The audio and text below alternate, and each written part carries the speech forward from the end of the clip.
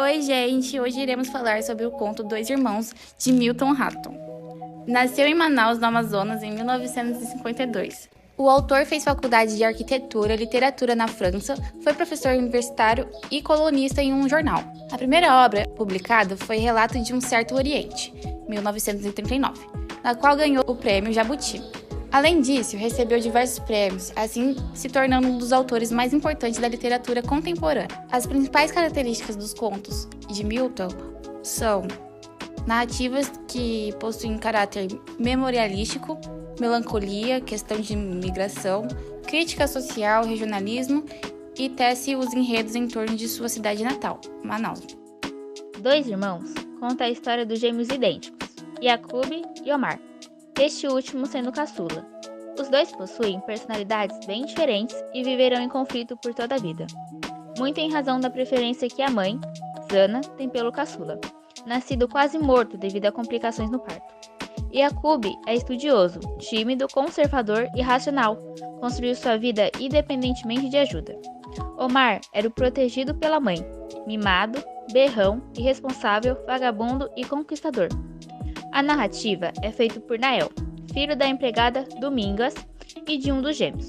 E a história não é nada linear. O livro foi concebido como uma espécie de relato de memórias do personagem narrador. Desta forma, à medida que ele lembra ou narra certos eventos, muitas vezes nos conta o que aconteceu no passado para explicar sua narrativa. Particularmente, gostamos muito desse estilo de escrita. O autor está sempre nos surpreendendo com alguma revelação sobre os personagens. A obra relata a história de uma família de origem libanesa que vive em Manaus e conta minuciosamente os conflitos entre os irmãos gêmeos Omar e Yakub. Contada por Nael, Dois Irmãos trata-se de um narrador que também participa da história, pois passa o romance tentando descobrir a identidade de seu pai. E é por meio das memórias de Halim que o passado é mobilizado para se reconstruir uma identidade proibida, pois não se sabe de qual homem da casa Nael é filho. O romance se passa nos anos que transcorreram após o golpe militar de 1964, tempos difíceis para o país. Mostra um pouco de como a criação da Zona Franca de Manaus em 1967 alterou a vida dos cidadãos. A angústia dos irmãos decorre da disputa pelo amor da mãe, Zana, uma mulher linda e forte que antes do nascimento dos filhos vivia um amor ardente e despido de qualquer culpa com o marido Halim, que a amava incondicionalmente e fazia qualquer coisa para assegurar a felicidade da esposa.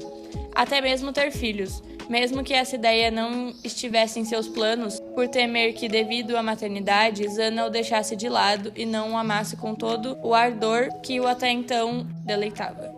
O casal teve 3 filhos, os gêmeos Yakub, um homem silencioso e, por que não dizer, calculista, pois planejou sua vingança contra o irmão. Isso depois de ter sofrido vários anos, sem receber o amor e o carinho da mãe, já que cuidado pela empregada Domingas, enquanto Zana se ocupava do outro, o filho caçula, como ficou conhecido no romance. E Omar, uma pessoa sem limites e irresponsável, super protegido pela mãe, que o criou com toda atenção e cuidados, inclusive negligenciado o amor aos outros 2 filhos. Zana também teve Rania, moça inteligente e bela como a mãe, que nunca quis casar-se, pois nutria desejos incestuosos pelos irmãos. Logo na adolescência, acontece a primeira disputa entre os gêmeos. Os dois se apaixonaram pela mesma garota, Lívia, e por causa dela, Omar golpeia Yakub no rosto, o que resulta numa cicatriz tanto no rosto quanto na alma, durante toda a vida. Por esse motivo, Zana decide distanciar os gêmeos por um tempo. A sua escolha para fazer uma viagem ao Líbano recai em Yakub, pois não conseguiria viver longe de Omar. Essa escolha trouxe tristezas, pois o irmão mais velho passa 5 anos longe da convivência familiar e retorna um homem triste, sempre pensativo e principalmente misterioso. Embora na sala de aula se revele um excelente aluno, indo estudar em São Paulo. Lá, ele se torna engenheiro e também se casa com Lívia, o seu amor de adolescência. Enquanto isso, Omar, o irmão mais novo, continua em Manaus com sua vida de boêmia. Dentre vários acontecimentos, Zana manda Omar passar um tempo em São Paulo, perto do irmão. Quando ele descobre que Yaqub está casado com Lívia, isso lhe causa revolta, pois Lívia era a paixão de adolescência de ambos. Omar não aceita o casamento, nem a ascensão do irmão, e durante algum tempo vai transformar a vida de todos no inferno. Isso só terá um fim quando os gêmeos se encontrarem para um acerto de contas tão esperados. Esse acerto de contas acontece numa manhã. Yaqub surge na casa de sua mãe e deita-se na rede, chamando Domingas para sentar-se ao seu lado. Nesse instante, Omar interrompe na varanda e agride brutalmente o irmão indefeso. Rasga também seus projetos para a construção do hotel. Os planos de Zana vão por água abaixo. Yaqub tentara atrair o irmão, que descobrira tudo, e o teria matado se não fosse a interferência de Nael e dos vizinhos. Para piorar a situação, o fracasso do projeto resulta em uma gigantesca dívida com o empresário. Pouco tempo após o conflito, Domingas fica doente e morre. Antes, revelara ao filho que no passado foi estrupado por Omar.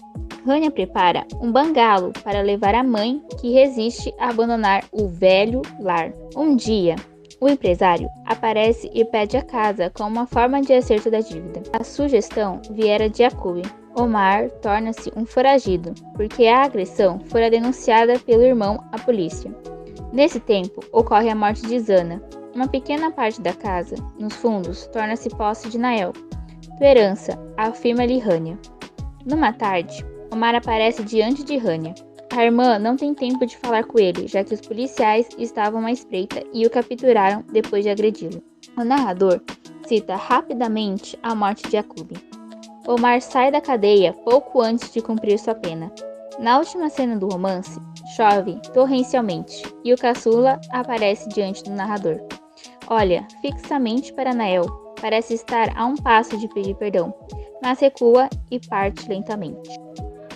A trajetória de abusos, vinganças e declínio da família de Halim pode ser encarada como uma metáfora do ciclo de perdas que o nosso país enfrenta desde sua origem.